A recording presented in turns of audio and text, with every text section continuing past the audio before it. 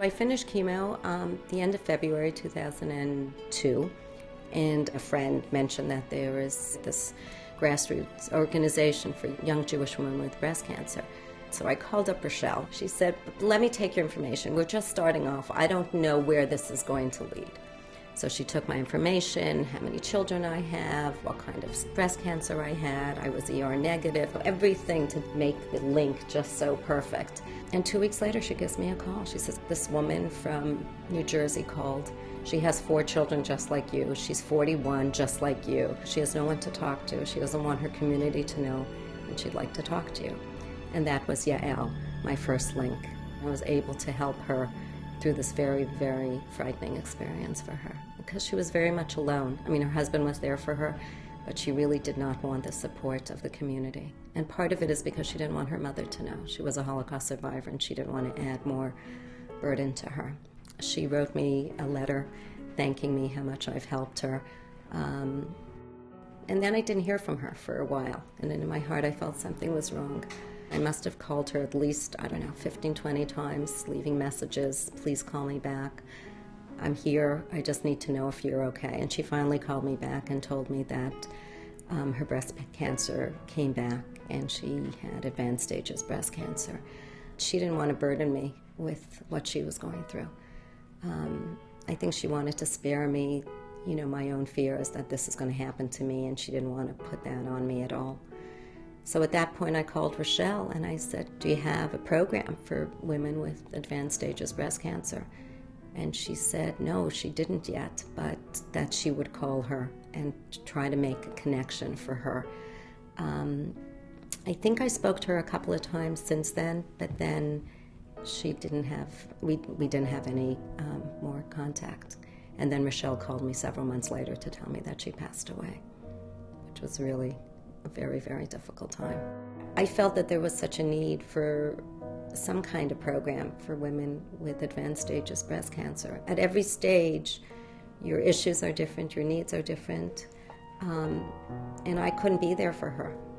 And I called up Rochelle and I said, I'd like to make a donation. I'd like to establish something in Yael's memory. She met with her board of directors and they came back with this Embrace program. And I thought it was perfect. It was perfect for Yael's memory. It's perfect for women who are in advanced stages of breast cancer. They need the support more than ever. With support from Brenda and her family, Sharsheret established the Embrace program for women living with advanced breast cancer.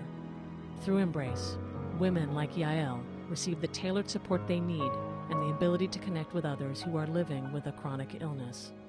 I'm glad that I was able to establish it. I wish there wasn't a need for it, but there is a tremendous need. And this way her memory stays alive.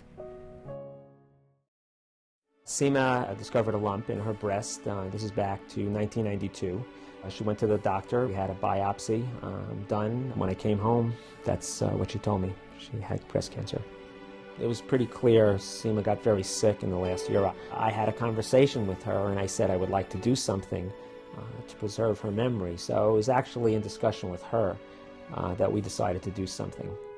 A few months after Seema passed away, I called some friends together and we talked about what we could do. The idea came up, let's meet with Sharsheret. They're an organization, maybe we could do something with them. And I called Rochelle and she came into my house, into the dining room. I remember it very well.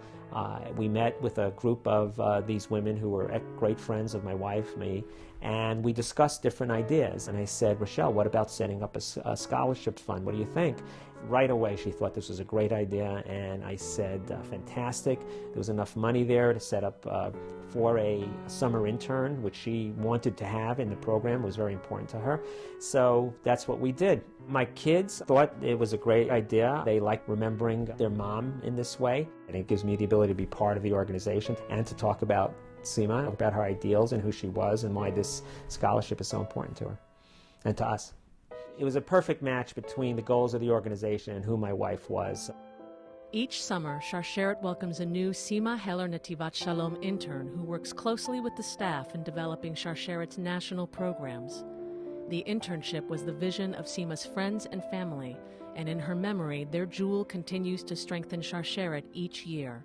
The Seema Heller Nativot Shalom Scholarship Fund keeps her memory alive, and that's just something that's very important. Seema was so important to me and, of course, to my children.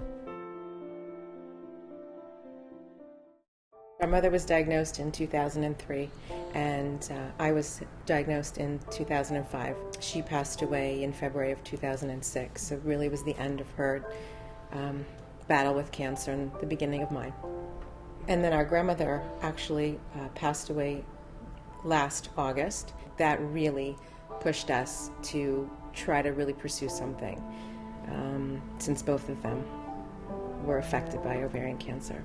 When our mother passed away, Adina and I discussed how we could do something in her memory. Rather than just giving money, we wanted to do something that would really impact a community, sort of inspired by our mother. We collaborated together. Yeah. Adina said, I think we should do a bake sale, because our mother was a big baker. We figured we would do pie, and we decided to name the program Pies for Prevention.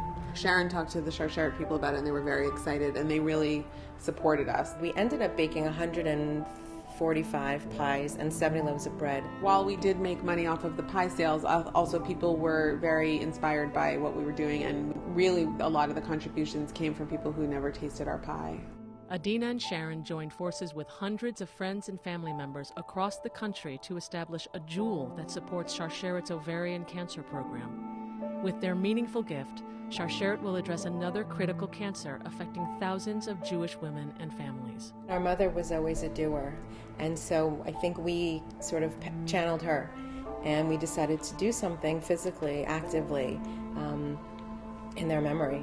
And it feels wonderful to be able to have their name on the jewel and to see this perpetuated and to know that it's going to a really wonderful cause.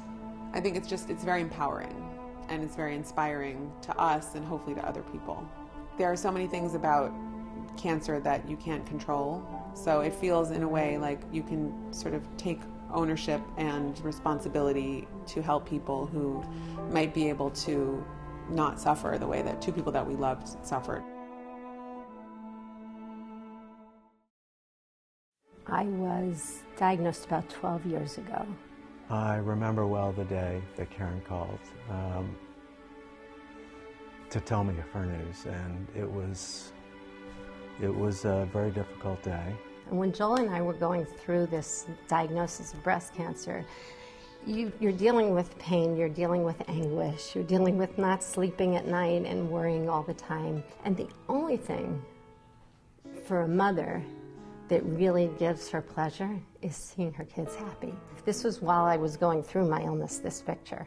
And it was she who gave me my strength. It was the distractibility of children that is the only thing that really works for a mother. I was actually being honored at a Sharsheret brunch. It was right after that.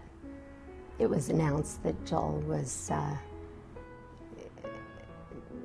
giving this gift to Sharsheret in my honor. I was like totally shocked. I mean, I had no idea that it was happening. And I thought it was an incredible gift and a particularly meaningful gift. My father and my father-in-law and myself were all stakeholders in the illness, in the recovery. And I felt that, why wouldn't we all want to be stakeholders in the expression of gratitude? Karen and Joel's family helped Sharsheret establish the Busy Box, a program that addresses the needs of young children who have a parent facing breast cancer. Busy Boxes are filled with games and activities that keep children engaged and include critical resources on parenting through cancer. So the power of the Busy Box to me is that not only do the children benefit, but mom benefits from seeing them playful, distracted, and happy, and not focused on what the mom and dad are so incredibly focused on so much of the time. So it was a particularly poignant gift in that way.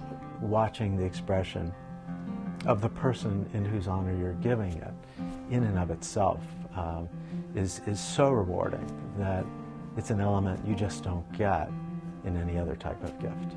I do think anything that makes you really smile inside can only help you get well.